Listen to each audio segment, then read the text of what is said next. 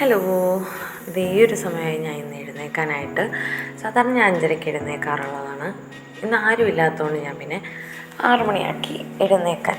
പിന്നെ ഇന്നത്തെ ഈ ഒരു വീഡിയോയുടെ പ്രത്യേകത എന്ന് വെച്ചാൽ ലാസ്റ്റ് ഒരു വീഡിയോ എൻ്റെ കസിന് വേണ്ടി ഞാൻ ഡെഡിക്കേറ്റ് ചെയ്തിരിക്കുകയാണ്. കാരണം എന്താണെന്ന് വെച്ചാൽ അവൾ ഡൽഹിയിലാണ്. അവൾക്ക് പുട്ടും കടലയും പോലും കിട്ടാത്തൊരവസ്ഥയാണ്. സോ അവളുടെ ആ ഒരു വോയിസ് കേട്ടിട്ട് ഞാൻ അവൾക്ക് വേണ്ടി ഡെഡിക്കേറ്റ് ചെയ്തൊരു വീഡിയോ ആണ്. രാവിലെ എഴുന്നേറ്റ് പാടെ ഞാൻ ഒരു കപ്പ് വെള്ളം കുടിക്കും. കാരണം എനിക്ക് ഗ്യാസിൻ്റെ ഭയങ്കര പ്രശ്നമുണ്ട് എനിക്ക്. പിന്നെ എന്നത്തെ പോലെ ഇന്ന് തേഴ്സ്ഡേ ആയതുകൊണ്ട് ഞാൻ തൂക്കുകളൊക്കെല്ലാം എടുത്ത് താഴെ വെച്ചു, കഴുകി വൃത്തിയാക്കി വെച്ചിട്ടുമുണ്ട്.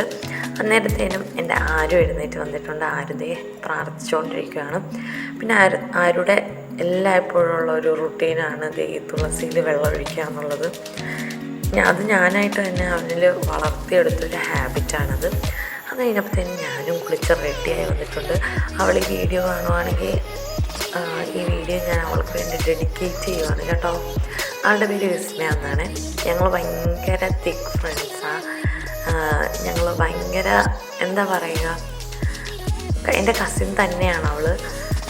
പക്ഷേ നമ്മുടെ ഒരു ബോണ്ടിങ് നല്ല ചേച്ചി അനിയത്തിയും പോലെ തന്നെയാണ്. ഞങ്ങൾ രണ്ടുപേരും എല്ലാം ഷെയർ ചെയ്യാറുണ്ട്. So I am dedicating this video to her. എന്നത്തെ പോലെ ഞാൻ വിളക്ക് കത്തിച്ചു, പ്രാർത്ഥിച്ചു.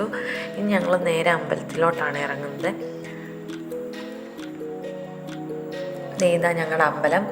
എനിക്ക് ഭയങ്കര ഇഷ്ടമുള്ളതാണ് ഒരു അമ്പലമാണ്. ഭയങ്കര പീസ്ഫുള്ളാണ്. ഞാൻ എന്താഗ്രഹിച്ചാലും എനിക്ക് സാധിച്ചു തരും.